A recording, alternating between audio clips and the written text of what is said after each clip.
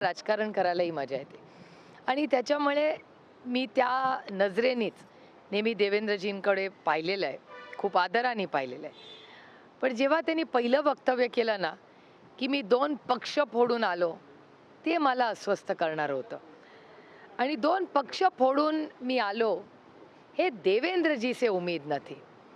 दुसरं कोणी बोललं असतं तर मला इतकं वाईट वाटलं नसतं. पण देवेंद्रजी जेव्हा म्हणले, की 2 पक्ष फोडून मी आलो, ते अस्वस्थ करणार होतं. कारण का एका लोकशाहीमध्ये 2 पक्ष फोडून तुम्ही येता, याचा अर्थ काय होतो?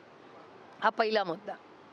दुसरा महत्त्वाचा मुद्दा, की सांगलीमध्ये हे आणखीन अस्वस्थ करणार आहे खरं तर.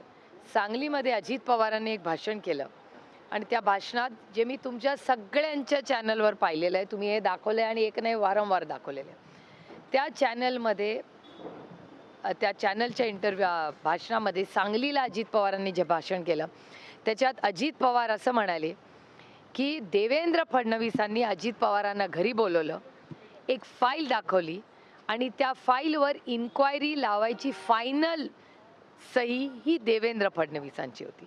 आता एक 10 सेकंदात क्रोनॉलॉजी तुम्हाला सांगते, की सिंचनाचे 70,000 कोटी रुपयाचे आरोप हे देवेंद्र फडणवीसांनी अजित पवार आणि राष्ट्रवादी काँग्रेस पक्षावर केले.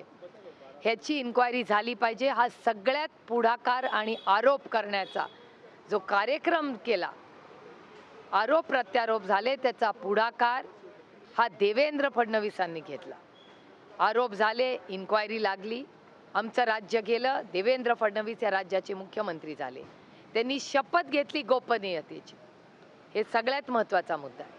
गोपनीयतेची शपथ तुम्ही घेतलेली असताना ज्या व्यक्तीवर, ज्या पक्षावर तुम्ही आरोप केले, त्या व्यक्ती आणि पक्षाला तुम्ही फाईल घरी बोलवून गेली, त्या पक्षाच्या नेत्याला घरी बोलवून घेतलं आणि गोपनीयतेची शपथ असताना देवेंद्र फडणवीसांनी मुख्यमंत्री असताना मुख्यमंत्रीच्या घरात बोलून अजित पवारांना बोलवलं आणि ती फाईल दाखवली. हे मी म्हणत नाही आहे, अजित पवार असं म्हणलेले आहेत. त्याच्यामुळे देवेंद्रजी आपको जवाब देना पडेगा, की जेव्हा तुम्ही शपथ घेता, गोपनीयतेची शपथ घेता, तुम्ही आम्हाला भ्रष्टाचारी, राष्ट्रवादी काँग्रेसला नॅचरली करप्ट पार्टी हे देवेंद्र फडणवीस आणि भारतीय जनता पक्ष वारंवार म्हणत आले. मग असं काय झालं, की ज्या नॅचरली करप्ट पार्टीवर तुम्ही तुमचे सगळे नेते आरोप करत राहिला, तुम्ही भ्रष्टाचार मुक्त भारत आणि महाराष्ट्र करणार असं म्हणत राहिला, त्याच भ्रष्टाचार ज्यांनी केले असा देवेंद्रजींचा आरोप होता. याचा अर्थ आम्ही काय काढायचा? मग तो आरोप खोटा असेल तर देवेंद्रजींना राष्ट्रवादी काँग्रेस पक्षाची आणि त्यांच्या सगळ्या नेत्यांनी मान्य केलं पाहिजे, की हो, आम्ही चूक केली, आम्ही खोटं बोललो या राज्याशी. आणि अजित पवार जे म्हणतायत, की गोपनीयतेची शपथ असताना देवेंद्र फडणवीसांनी अजित पवारांना फाईल दाखवली, ज्याच्यात अजित पवारांचीच इन्क्वायरी होती. हा गुन्हा नाही आहे या राज्यात, या देशामध्ये. हा देश कुणाच्या मनमानींनी किंवा अदृश्य शक्तीच्या मनमानींनी चालत नाही.